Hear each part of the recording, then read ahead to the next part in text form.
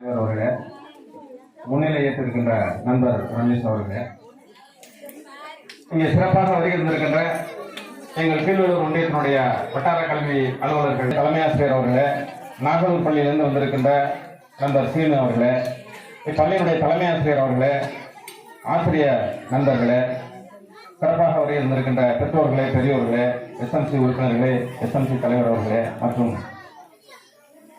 கிராம பொதுமக்களே, சத்துணவு ஊழியர்களே, ஏஐ மற்றும் சிறப்பாக வருகின்ற அத்தனை பேருக்கும் இந்த மதிய வேளையில் வணக்கத்தினை தெரிவித்துக் கொள்கின்றேன். இந்த ஆண்டு விழான்னு சொன்னாலே ஒரு ஆண்டினுடைய பள்ளியினுடைய நிகழ்வுகள் அனைத்தையும் தொகுத்து வழங்குகின்ற ஒரு நிகழ்ச்சி தான். நீங்க ஆண்டறிக்கை படிச்சிருப்பீங்க, சார் இப்ப இளங்கோ சார் ஆண்டறிக்கை படிக்கும் போது கேட்டிருப்பீங்க, இந்த பள்ளியில என்னென்ன நிகழ்வுகள் நடந்தது அப்படிங்கிறத நீங்க பெற்றோர்கள் தெரிஞ்சுக்கணும்.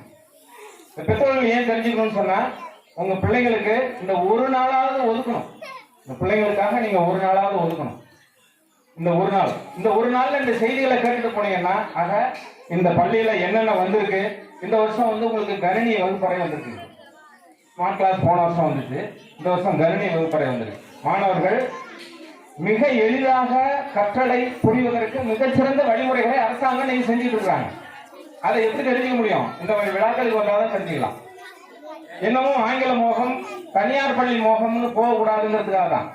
அங்கெல்லாம் போனா உங்க காசு வேஸ்டா செலவாகும். இப்ப இருமொழி கொள்கை கொண்டு வந்திருக்காங்க, இருமொழி கொள்கை இருந்துட்டு இருக்கு.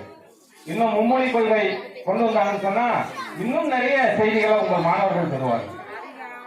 அத்தகைய நிகழ்வுகளை நீங்க தெரிந்து கொள்ளும் இடம் தான் இந்த ஆண்டு விழா. மாணவர்களுடைய கலை நிகழ்ச்சி மட்டுமே ஆண்டு விழா அல்ல. மாணவர்களுடைய கலை நிகழ்ச்சி என்பது மாணவர்கள் கற்றல் திறனில் சார்ந்து, அதை சார்ந்து அதற்கு மேற்பட்ட திறமைகளை உங்களுக்கு வெளிக்காட்டுவதற்காக ஒரு நிகழ்வு தான்.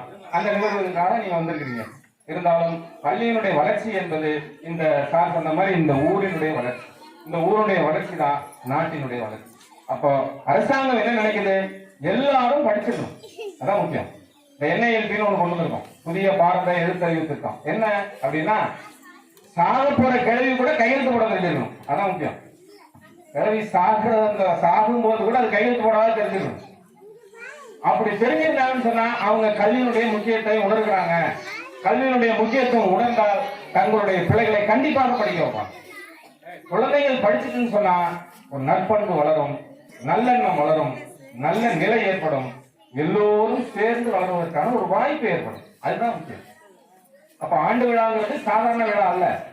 ஒரு பள்ளியினுடைய வளர்ச்சி என்பது உங்களுடைய வளர்ச்சி. அதை முதல்ல புரிஞ்சுக்கணும். உங்களுடைய வளர்ச்சி தான். மாணவர்களுக்குன்னு ஒரு செய்தியை சொல்லணும் அப்படின்னா 2 வார்த்தை மட்டும் அவங்க தெரிஞ்சுக்கிட்டா போதும். ஒபீடியன்ட்னு ஒரு வார்த்தை, டிசிப்ளின் ஒரு வார்த்தை. உங்களுக்கு என்ன பிடிக்கும்? இந்த 2 வார்த்தையில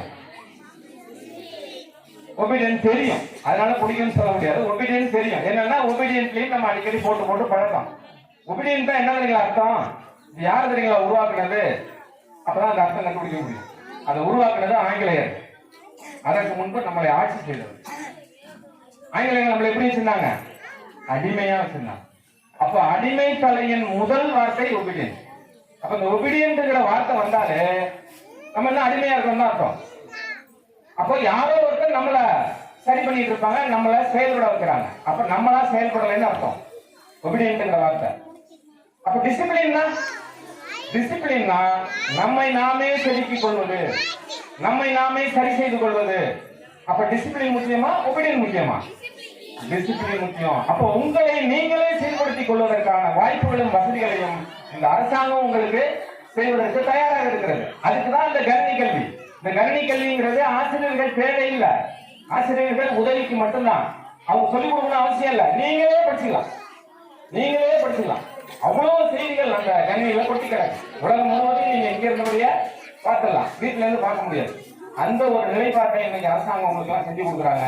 அப்போ நீங்கள் அருகாமையிலேயே உங்கள் வீட்டுக்கு பக்கத்திலேயே இந்த செய்திகளை, இந்த கல்வியை நீங்க கற்க முடியும்னு சொன்னா அது அரசு பள்ளியில தான் முடியும். அதனால மாணவ செல்வங்களே, பெற்றோர்களே, நீங்கள் தொடர்ந்து இந்த பள்ளியில் நன்றாக படித்து மேலும் மேலும் நல்ல நிலையை அடைவதற்கு என்னுடைய வாழ்த்துக்களை தெரிவித்துக் கொண்டு சிற்றுரையை முடிக்கின்றேன். நன்றி.